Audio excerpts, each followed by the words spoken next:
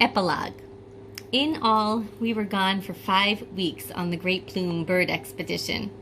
When we returned, Papa was steaming mad, and I thought at first he was going to put me over his knee and get out the switch.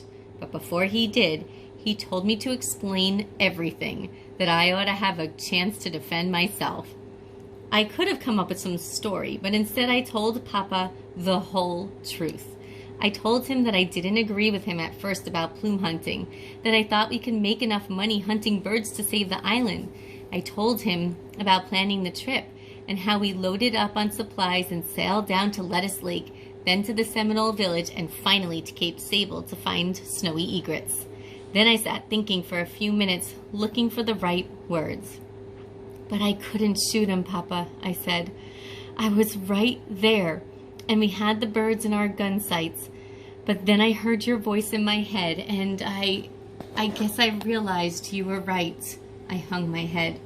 "I'm sorry. I truly am." He nodded his head, and even though he was still mad, he smiled at me. "I'm glad to hear it, Charlie Pierce," he said. "You're at the age now when you're about to grow up into the man you're going to be.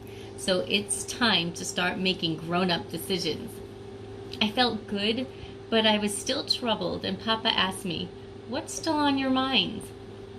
"Well," I said, "here's the truth, Papa.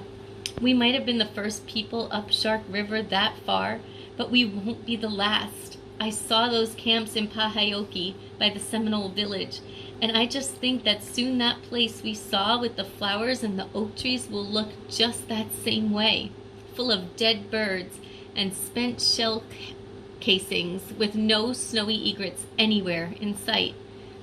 "It might," Papa said sadly. "Sometimes you might know a train is coming, and you can even see it from a long ways off, but that doesn't mean you can always stop it." "It doesn't seem right." "No," Papa said, "it doesn't. We did bring some plumes home from that trip, about $800 in all.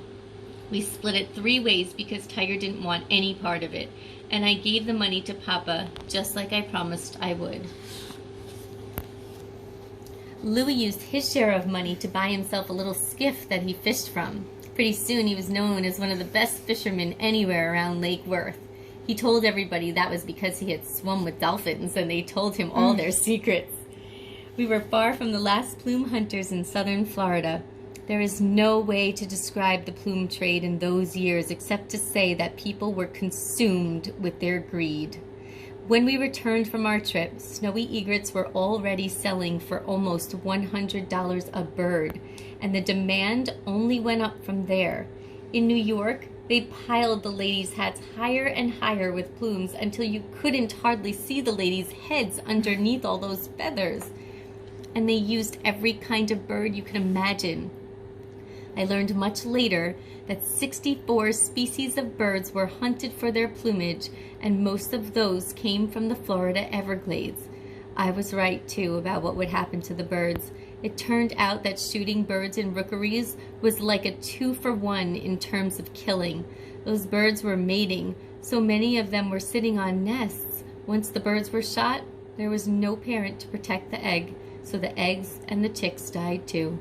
The hunters were killing 2 generations of birds, not just one. But there was no stopping the engine of commerce. Plume hunting was big business and only getting bigger. By 1903, the price for plumes had reached up to $32 per ounce, which was twice the value of gold per ounce. Later, it would hit $80 an ounce. Around that time, 83,000 people worked in the hat trade, or 1 out of every 1,000 Americans. There was some outcry over the slaughter in the Everglades, but the hat makers up north just said they collected only the feathers that had already fallen off the birds. Of course, we knew. We who had seen the camps knew better. In 1886, a group was created called the Audubon Society, named after the bird artist whose paintings Mama had cherished. The Audubon Society published magazines, offered lectures, and organized groups of wealthy ladies to give up their hats and convince others to do the same. Pretty soon, Audubon Society chapters were established all over the country, and the society was a major voice in the protection of birds. But it wasn't enough, at least not in those early days. One by one, birds started to go extinct in the Everglades, just as I had feared that morning. Of all of us, I think this was the hardest on Guy. I don't know what exactly changed in him after our expedition, but he started learning more and more about the Everglades and the birds and the animals that lived there. Later on, he used his share of the plume money to buy a piece of land in Flamingo near Cape Sable and was hired as a game warden. He spent the rest of his life tracking down and arresting plume hunters in the very same region we hunted in as teenagers. I sometimes wondered whether he ever visited that forest we saw and if it still looked the same. I wish I could say that Guy won his battle against the bird hunters, but it wouldn't be true. The forces against him were too powerful, and I learned the hard way exactly what Papa meant when he said these men wouldn't let anything stand between them and their prophet. On July 8th, 1905, my friend Guy was shot in the throat by a plume hunter who was illegally shooting birds. Guy was trying to arrest the hunter, but the man was willing to commit murder to keep his illegal profits. It was an awful tragedy, and I thought no good would come from such a thing. But Guy's murder caused people all over the country to sit up and pay attention to the plume hunting in Florida Everglades. When they found out what was happening, ladies all over the country started letter writing campaigns, and pretty soon it was no longer fashionable to be seen wearing plumes.